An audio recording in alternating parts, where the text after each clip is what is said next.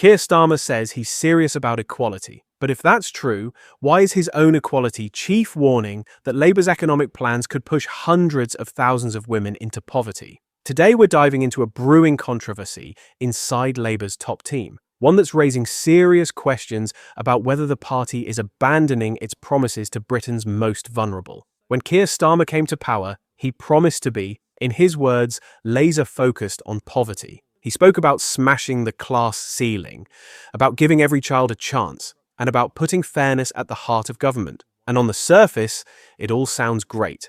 But actions speak louder than words. And now, Labour's newly appointed Equality Chief, Dr.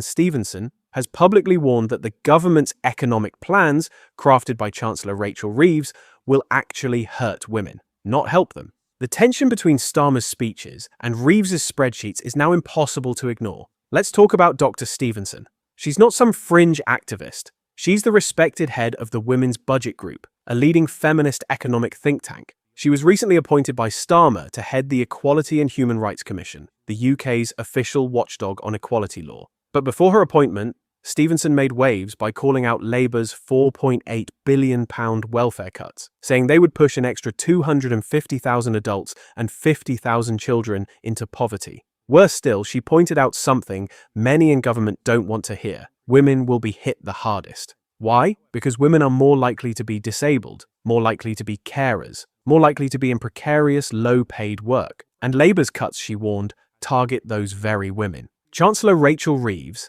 has styled herself as the Iron Lady of fiscal responsibility. She talks about economic credibility and stability, but what that really means in practice is austerity with a fresh coat of Labour red. Her spring statement slashed billions from benefits like personal independence payments. Single disabled women, already some of the most vulnerable people in our society, are expected to lose over £1,600 a year. Let that sink in. While billionaires continue to thrive, Labour is asking disabled women to tighten their belts in the name of fiscal rules. Is this the progressive vision Labour voters signed up for? Dr. Stephenson didn't hold back. She called the welfare cuts deeply disappointing and misguided.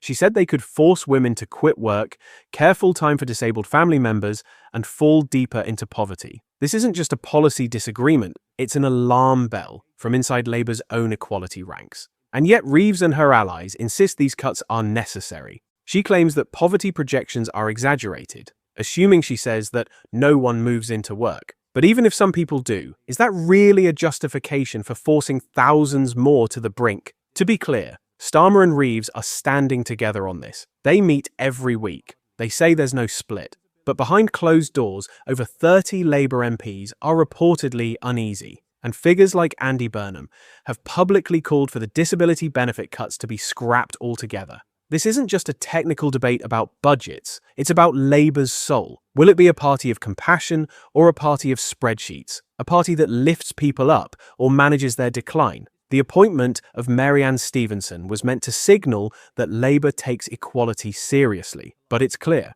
you can't claim to fight poverty while slashing welfare. You can't promise equality while ignoring those most at risk. If Labour really wants to be the party of working people, women, and the vulnerable, it must listen to its own experts. As the cost of living crisis deepens, the stakes couldn't be higher. Millions are watching, and they'll remember whether Labour stood with them or abandoned them in the name of stability. Let us know in the comments. Do you think Labour is living up to its promises, or has the party lost its way?